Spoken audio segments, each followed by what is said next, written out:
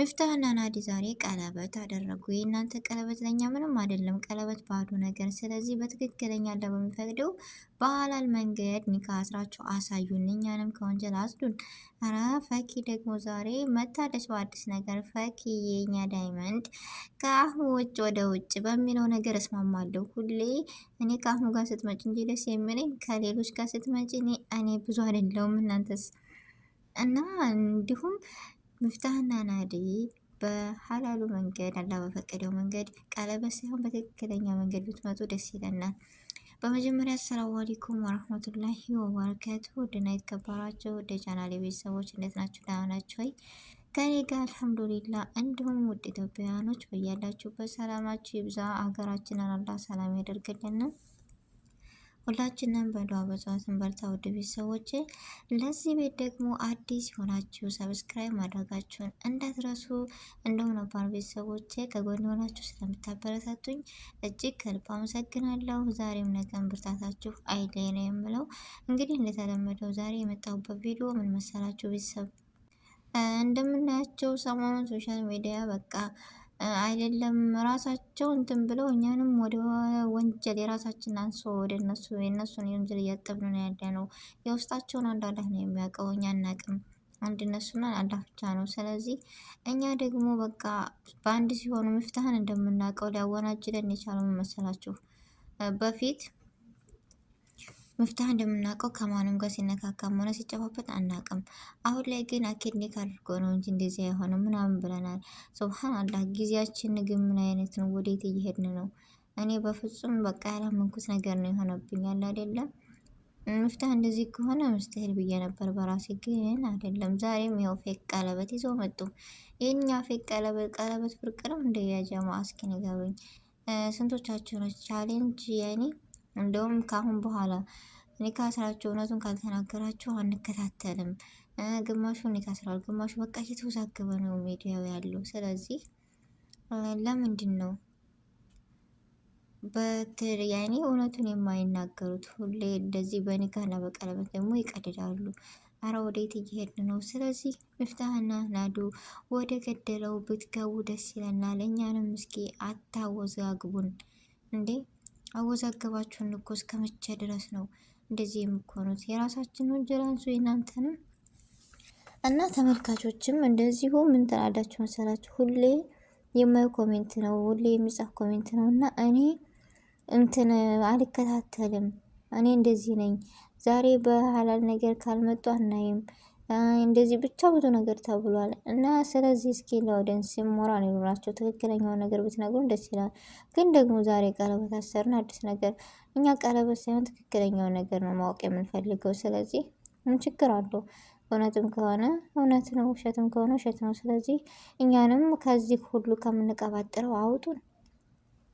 እና ፈኪ ዳይመንዷ ደግሞ ዛሬ በአዲስ ነገር መታለች። ቤተሰቦች፣ የፈኪ አድናቂዎች፣ የፈኪ ወዳጆች የት ናችሁ? እኔም አንደኛዋ ነኝ። ለምን ነው ፈኪን የምትወጃት የምታደንቃት የምትሉ ነገር በቃ ጉብዝናዋን፣ የወደፊት ጥንክርናዋን፣ አለመሰበሯን ስለምወድላት፣ ስለዚህ በጣም ነው የማደንቃት፣ በጣም ነው የምወዳት፣ በጣም ነው የማከብራት።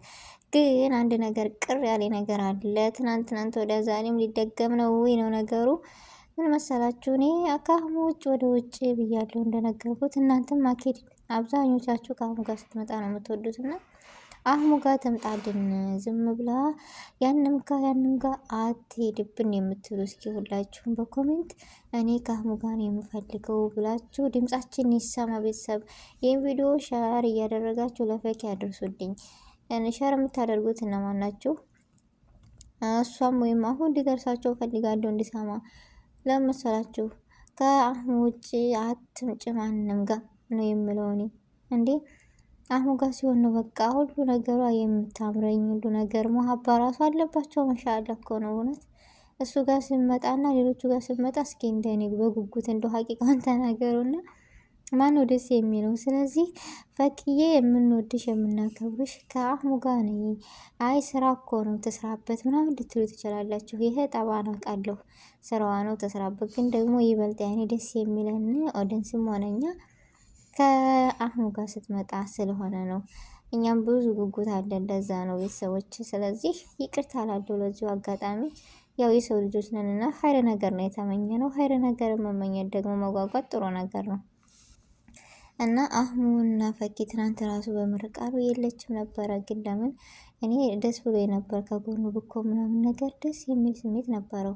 ግን አልሆነም፣ በዛም አልተቀየምንም። ያው ጉዞ ወደፊት ብዙ ህልምና እቅዶች ሀሳብ ይኖራቸዋል የሚሰሩት የሚያቀርቡት። ስለዚህ ከጎናቸው ሆነን እኛም የሚሆነው ማየት ነው። እና ይህስ ልጅ ማን ነው ፈኪ እንደዚህ የሆነችው? አሁን ምን አይነት ስሜት ነው ግን? ይህን ሰሞን እያበሳጨሽው ነው ያለሽው ፈኪ። ኧረ ተይ ተይ ግን የነሸሙን ልጭ ነው እያናደድሽ ነው። ከዛ ደግሞ አሁንም አትግዱ፣ ጨጓራ በሽታ ጥሩ አይደለም ነው የምለው።